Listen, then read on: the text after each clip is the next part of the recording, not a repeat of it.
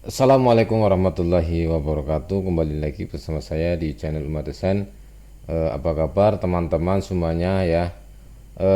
Di akhir-akhir minggu ini itu kita dihebohkan oleh kegaduhan ya, yang ada segerombolan orang yang menuduh ijazah Bapak Jokowi itu palsu, dengan embel-embel mereka adalah para ahli forensik, ahli telematika, dan ahli-ahli lainnya. Nah, yang saya heran ya, apa sih ya, lucu banget tahu nggak? Lucu, kenapa lucu ya?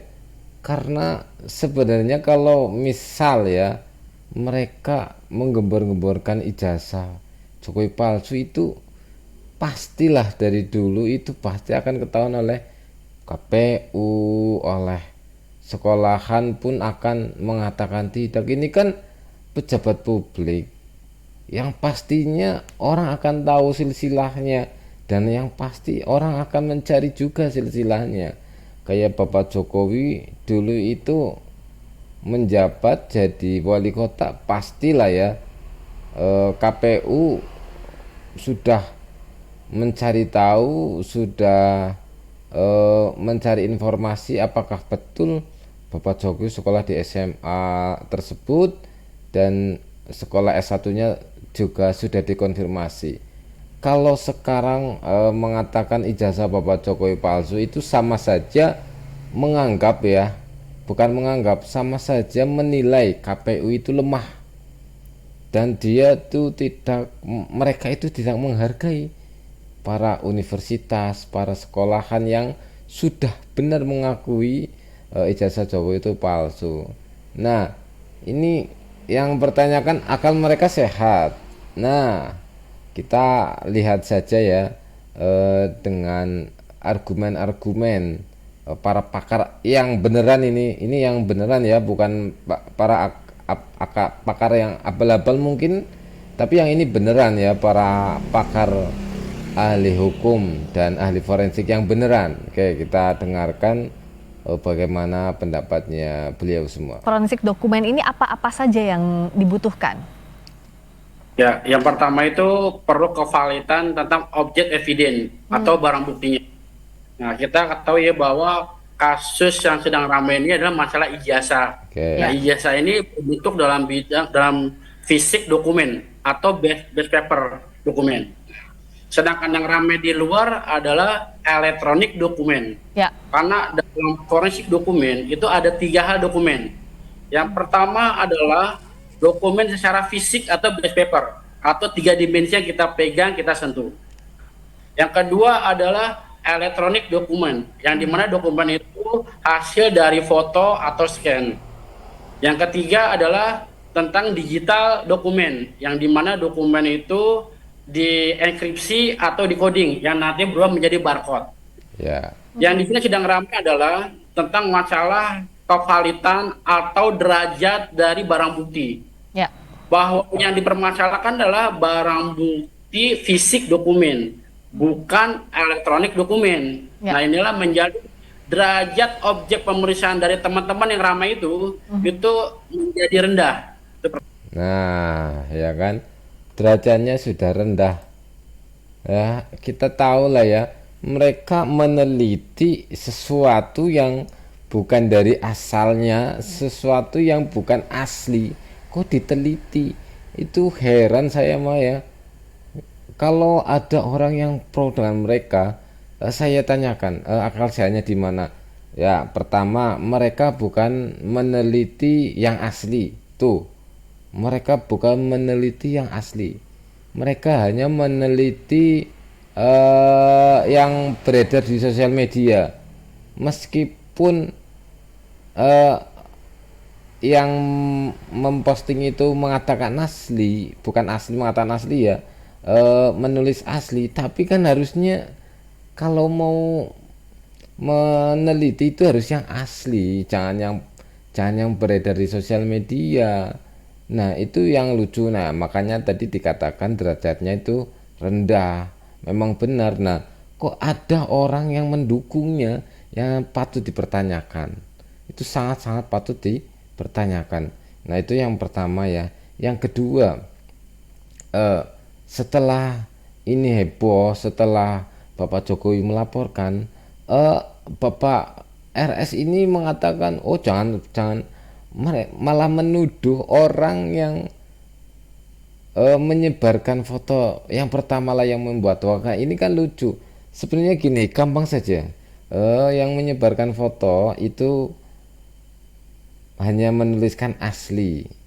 Nah, yang bikin heboh ini ya, mereka yang mengatakan, mereka yang meneliti foto itu dan mengatakan ijazah Jokowi palsu, itulah yang bikin heboh. Tapi kenapa para RS ini mengatakan yang bikin gaduh itu Jokowi, yang membuat gaduh itu Jokowi, yang meneliti itu siapa sih sebenarnya? Yang pertama kali meneliti ijazahnya Jokowi yang ada di sosial media itu siapa? Kalau mereka itu tidak meneliti ya, tidak meneliti mengatakan ijazah Jokowi palsu, itu nggak akan heboh seperti ini. Kalau memang mereka ragu, ya udah tinggal katakan ke universitas misalkan, "Oh, mohon maaf, saya mendapatkan foto yang beredar di sosial media. Apakah betul ini ijazah Pak Jokowi?" Langsung datang ke universitasnya langsung, ya kan? Nah, seperti itu adalah orang-orang dewasa. Kalau kalau yang seperti ini membuat gaduh ya, itu juga orang ya, orang-orang yang kampungan, kata apa, kata orang-orang itu kampungan.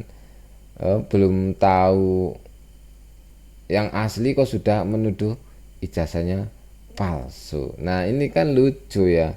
Terus ada juga ya yang mengatakan bahwa dengan Bapak Jokowi melaporkan ke Bareskrim ya, itu mengatakan pembungkaman kritik dan kriminalisasi. Ini lucu juga ya. Sekarang katakanlah Bapak dituduh yang enggak, terus Bapak lapor, apakah orang mengatakan, wow, Bapak ini kriminalisasi, apakah itu Bapak akan terima? Ya, saya yakin itu semua orang juga nggak akan terima kalau Bapak bilangnya seperti itu. Dan kedua ya, Bapak Jokowi mengatakan sehina-hinanya, saya pun kalau digitukan, saya merasa dihinakan, kayak saya itu nggak bisa sekolah atau gimana. Ini patutlah dihinakan. Kok Bapak RS ini mengatakan, loh kok hina, saya bangga. Bukan masalah bangganya.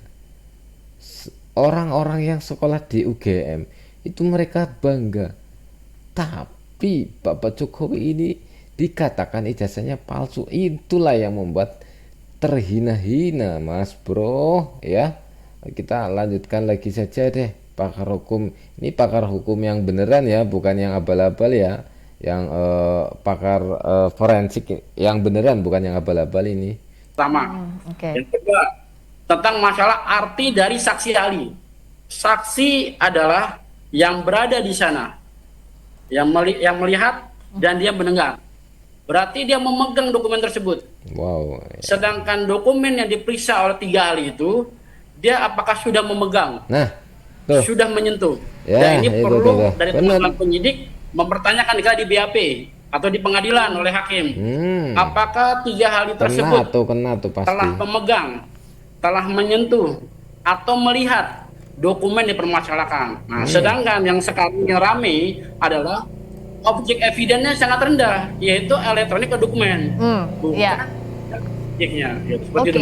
nah ini menarik, bicara soal derajat pembuktian ini saya ke Pak Ito.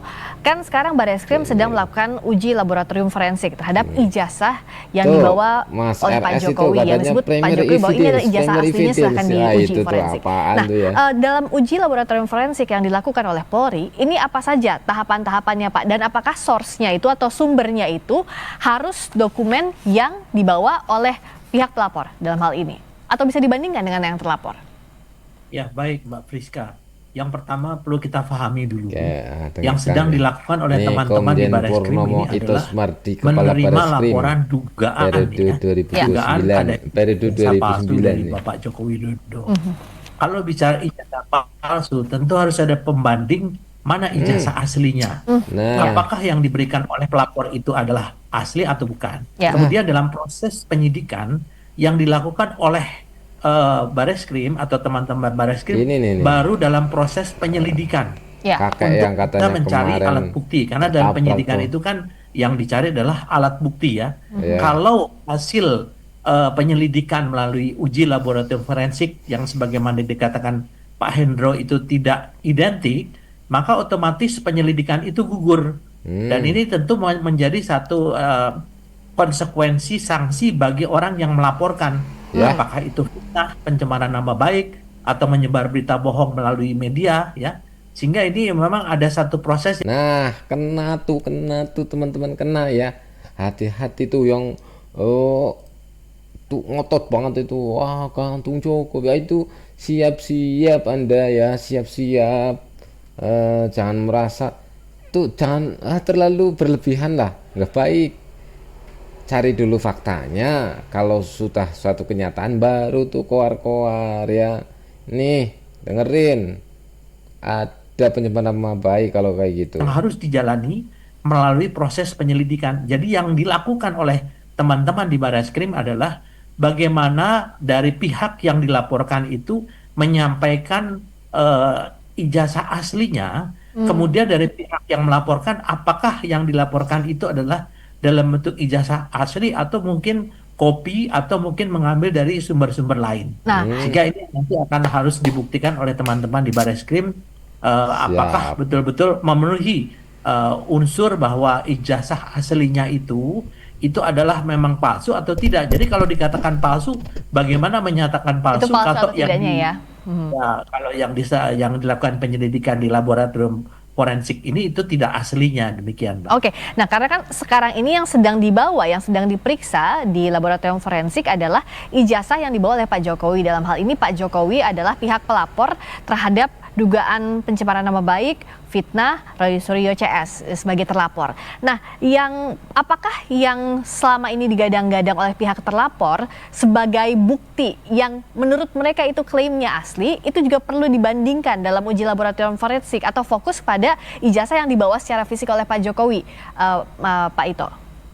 Ya sebetulnya di sini terbalik, Mbak, bahwa yang terlapor itu adalah Pak Jokowi, karena Pak Jokowi dianggap memalsukan ijazah. Dan Oh, sekarang Betul.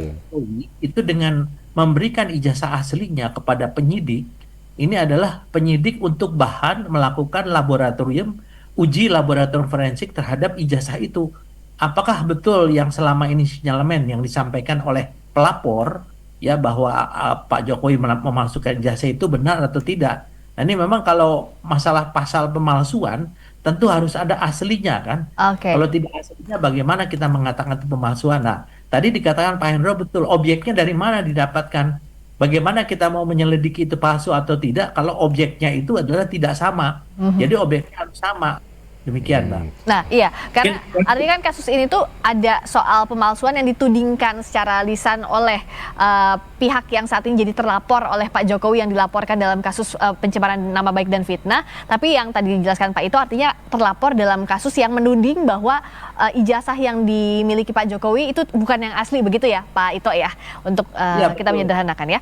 Oke, saya ke Pak Hendro. Nah, artinya kalau bicara soal komponen, kalau pembandingnya saja berbeda, apa tahapan yang bisa kita lihat dalam kasus ini? Kan kalau yang disampaikan Roy Suryo dari wawancara saya terakhir juga Jumat lalu bahwa yang dimiliki oleh pihaknya adalah dari elektronik, yang dari pihak yang mengaku bahwa itu didapatkan dari Pak Jokowi meskipun bukan bentuk ijazah asli. Nah, ini bagaimana dalam hal ini? Karena kan tidak bisa dibandingkan head to head artinya kan? Ya, betul. Jadi gini, Bu. Ini misal pulpen secara fisik 3 dimensi, difoto dan diperiksa oleh seseorang ahli. Ya. Bila pada 5 ahli lah, yang menyatakan tak ada atau palsu. Akhirnya berubah menjadi objek pemeriksaan eviden yang tadi menjadi fisik 3 dimensi, secara fisik berubah menjadi elektronik. Nah, itu apakah menjadi keabsahan atau menjadi keterbatasan pemeriksaan yang akhirnya hasilnya akan banyak membias. Dia harus disentuh, dia harus diraba, dia harus dilihat. Apa bedanya forensik dokumen dengan digital forensik yang dilakukan oleh teman-teman itu yang 3 orang itu ya. Kalau forensik dokumen, dia meriksa fisiknya, dia periksa kertas, dia periksa jenis cetak, dia periksa isinya, dan terakhir periksa tanda tangannya. Sedangkan yang elektronik dokumen, dia tidak ada pembanding. Sedangkan fisik dokumen itu perlu pembanding yang harus benar sama-sama fisik dan valid. Nah, ini kata garisnya adalah masalah valid ya, Ya. dan keabsahan. Karena sumber yang diperiksa oleh 3 orang ahli itu, ini kevalidannya bagaimana, keabsahannya bagaimana, disaksikan oleh siapa, diserahkan oleh itu. siapa, dan dilakukan bagaimana. Nah, ini yang menjadi derajat. Ini nih, ini yang mereka itu siapa yang menyaksikan, siapa yang mereka meneliti, siapa yang menyaksikan, ada enggak, terus lewat instansi apa mereka meneliti. Kalau hanya seperti itu, omon-omon saja lah ya, nggak jelas itu, nggak perlu di, ya katakanlah nggak perlu digubris. Tapi kalau nggak digubris juga lama-lama heboh nih, gaduh Indonesia. Barang bukti yang diperiksa oleh 3 ahli itu fungsinya rendah. Ini yang harus sama-sama kita pahami, bahwa yang ramai sekarang ini adalah ada miss dalam masalah derajat barang bukti, itu pertama. Oke. Yang kedua adalah miss masalah derajat saksi. Seorang saksi ahli itu harus jelas dia dipanggil oleh siapa, diminta oleh instansi mana, Nah, lembaga bukan. mana, Nah, dan itu bisa tuh. speak up dan bicara.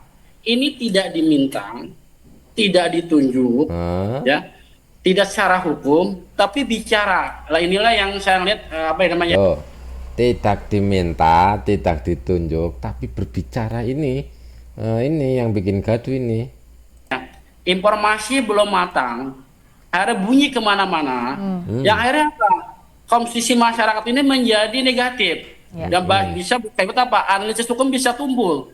Nah, ini Ya, saya ingin betul. menjernihkan ya, bahwa ini ada miss, bahwa selama ini yang dibicarakan oleh seorang ahli yang 3 ini objeknya derajat rendah, Betul. dan dia bukan menjadi saksi yang utuh, yang penuh, dan dia hanya melihat dari sumber yang tidak valid. Nah, ini yang harus kita jernihkan, jangan sampai ini menjadi blunder. Nah, nanti yang menjadi periksa keasliannya, nah ini memang kita percayakan kepada teman-teman lapor. Ya. Habis mereka bertugas sudah memeriksa dan ada pembandingnya, kita tunggu apakah hasilnya A atau B. Ya, oke. Seperti itu, Mbak. Nah, dalam proses Oke lah ya, kita sudahi saja. Sebenarnya dengan seperti ini pun sudah jelas. Kenapa sudah jelas ya? Kenapa sih sudah jelas? Karena kita lihat sajalah, omongan mereka itu sudah derajatnya sedikit. Pertama, mereka meneliti dengan kehendak sendiri, ya. Terusan meneliti bukan barang bukti yang asli. Sudahlah, ini fake. Mereka hanya omong-omong fake ini. Ini nggak jelas ini. Udahlah, udah ini asli. Biar hukum yang berbicara nanti. Kalau mereka tidak percaya dengan hukum Indonesia, ya pasti karena apa? Karena mereka sebenarnya takut. Saya yakin itu. Oke.